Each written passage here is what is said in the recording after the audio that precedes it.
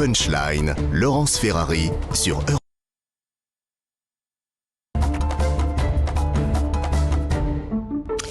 Bienvenue à vous si vous nous rejoignez à l'instant sur CNews et sur Europe 1. On est avec monsieur Éric Diard, qui est député Les Républicains des Bouches-du-Rhône, un autre député, François Pupponi, territoire de progrès du Val d'Oise. Nous sommes avec Alexandre Devecchio, journaliste au Figaro, et Jean Garrigue, président du comité d'histoire parlementaire. On évoque tout de suite la situation en Ukraine et ce qui s'est passé pour cette journaliste russe qui a fait irruption, vous le savez, hier sur le plateau de la télévision russe en brandissant une pancarte pour dire non à la guerre. Elle est sortie du tribunal il y a quelques instants.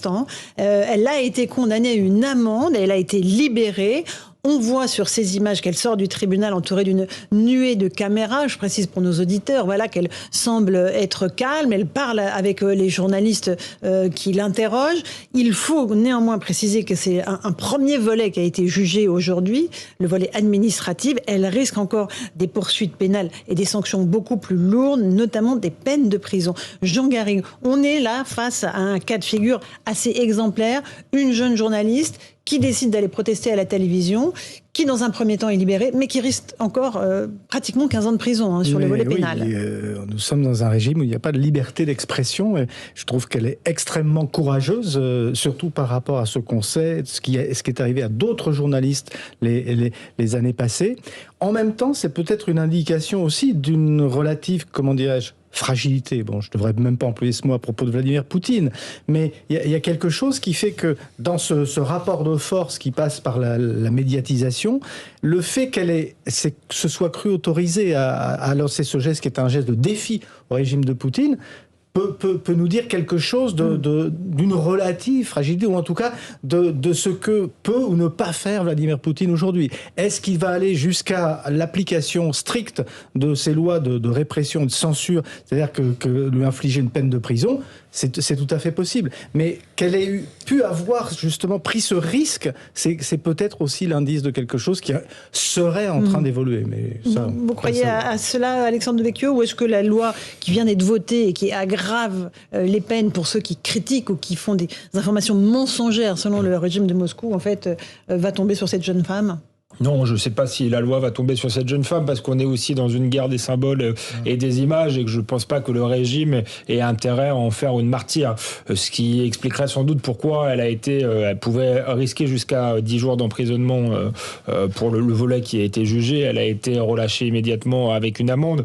Il est possible que le régime en reste là, mais le fait qu'elle court ce genre de peine montre qu'on est effectivement dans un régime qui n'est pas démocratique, qui a certes un vote, une expression de la souveraineté populaire en Russie, mais la démocratie ne se réduit pas à la souveraineté. Il faut qu'il y ait une opposition, il faut qu'il y ait des contre-pouvoirs, et on voit bien que là, c'est pas le cas. Il n'y a pas du tout de liberté d'expression et d'information. La question aujourd'hui est de savoir si les sanctions infligées par l'Occident vont faire bouger le régime, bouger l'opinion russe, ou au contraire, est-ce qu'elles vont souder les Russes derrière Vladimir Poutine. L'histoire a montré que parfois, quand la Russie était attaquée, le peuple se soudait derrière des dictateurs totalitaires pires que Vladimir Poutine, puisque je pense par exemple à Staline. Donc on verra, c'est l'une des questions intéressantes que la suite de ce conflit va poser. François Pupponi, vous êtes député. Emmanuel Macron a proposé la protection asilaire à cette jeune Russe. Ça veut dire l'asile. Est-ce que c'est réalisable? Est-ce que concrètement, on peut proposer l'asile à une Russe qui est dans son pays? Très compliqué, parce qu'on peut le proposer, mais bon, j'ai bien peur que malheureusement que ça ne fasse pas peur à Vladimir Poutine, parce que je pense que la protection, on peut être protégé lorsqu'on a le statut, et qu'effectivement il y a éventuellement un délit pendant qu'on a le statut. Là, elle n'a pas le statut, donc on peut lui reprocher d'avoir entre guillemets violé la loi russe si les tribunaux le décident avant de l'avoir le statut. Et on voit bien le symbole, il faut essayer. Mais rappelez-vous, j'ai oublié le nom de l'opposant Vladimir Poutine qui malgré Navalny. Malgré l'émoi international, ils en ont rien à faire, ils continuent. Donc moi je suis très pessimiste. Moi, je vois mal Vladimir Ils ont réclamé 13 ans de prison aujourd'hui contre Navalny. 13 ans. Ouais, on sait très bien ce qu'on lui reproche, c'est quasiment rien. Donc je vois bien comment cette journaliste risque d'être lourdement sanctionnée pour éviter que ça continue. Parce que la vraie question, et vous le disiez tout à l'heure, c'est que il y a peut-être aussi un mouvement d'intellectuels, de journalistes et autres qui disent « ça suffit, on n'est pas d'accord ». Et donc, si c'est le cas, ils vont arrêter immédiatement l'hémorragie en la sanctionnant lourdement pour faire en sorte que si d'autres auraient l'envie de faire la même chose, ils ne le fassent pas. Quitte à créer un personnage mondial, une icône mondiale. Voilà. J'ai l'impression que ça ne lui fait ni chaud ni froid. Oui, c'est pas faux. Éric Diard, député aussi. Le verdict est clément, mais attendons le pénal. Et après, il faut pas oublier quand même que Poutine, en ce moment, est journaliste. En 3 jours, 2 journalistes morts sur les théâtres d'opération. Absolument. Un caméraman de Fox News aujourd'hui. Oui, voilà, donc ça fait et un photographe du New York Times il y a 2 voilà, jours. 2 journalistes ont été tués. Donc, alors, peut-être qu'ils s'en fichent un peu des journalistes, mais voilà, un verdict clément, c'est une bonne chose, mais je suis inquiet, comme François Pupponi, pour la suite. Je pense qu'ils veulent pas en faire une diva de la protestation, et donc il est capable de museler ces personnes-là. Et après, voilà, c'est vrai que ça serait une bonne chose si elle pouvait quitter la Russie, mais je crois qu'en l'état, elle ne le peut pas actuellement, quoi. On ne voit pas comment elle pourrait quitter la Russie, Jean Garrigue. Non, c'est une bataille d'images qui se joue. On voit bien, la guerre, elle est peut-être encore plus aujourd'hui, encore plus. C'est aussi une guerre des images c'est une dimension très très forte dans notre société d'hypercommunication. Est-ce que les Russes, ils sont au courant, en dépit de toutes les censures, et ils savent ce qui se passe, ils voient comment l'Occident perçoit ce type d'acte, ce qui est de facto va infléchir les décisions de Vladimir Poutine. Mais en même temps, les Russes voient aussi de quelle manière l'Occident les diabolise. Et donc, c'est le réflexe le patriotique qui avait joué effectivement pendant la Seconde Guerre mondiale, il peut jouer aussi. D'ailleurs, il a joué du côté ukrainien, et de quelle manière.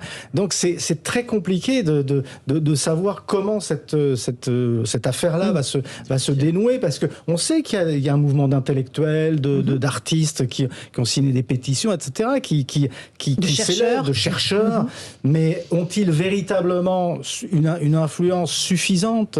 On se souvient que quand l'Empire soviétique commençait à se déliter dans les années 70, des gens comme Solzhenitsyn, etc., ça jouait un rôle par rapport à l'information de l'Occident, etc., mais je suis pas sûr que ça a été décisif. Ce qui a été décisif, c'est la course aux étoiles avec Reagan, ça a été la dislocation économique du bloc soviétique. Donc je veux dire par là que ce sont des éléments, si vous voulez. Cette guerre des images, elle est présente, mais est-ce que véritablement ça peut avoir un impact sur Vladimir Poutine? Ça, c'est très compliqué. On va faire une petite pause. On se retrouve dans un instant sur Europe 1 et sur CNews. On va évoquer l'impact économique sur nos pays, notamment sur les carburants. Il y a des blocages de dépôts de carburant en ce moment à Lorient, parce que il y a la Fédération des travaux publics du Morbihan qui proteste contre la hausse des prix de l'énergie. Et puis on verra la question des réfugiés. Le président Macron était aujourd'hui dans un centre de réfugiés dans le Maine-et-Loire. A tout de suite dans Punchline sur CNews et sur Europe 1.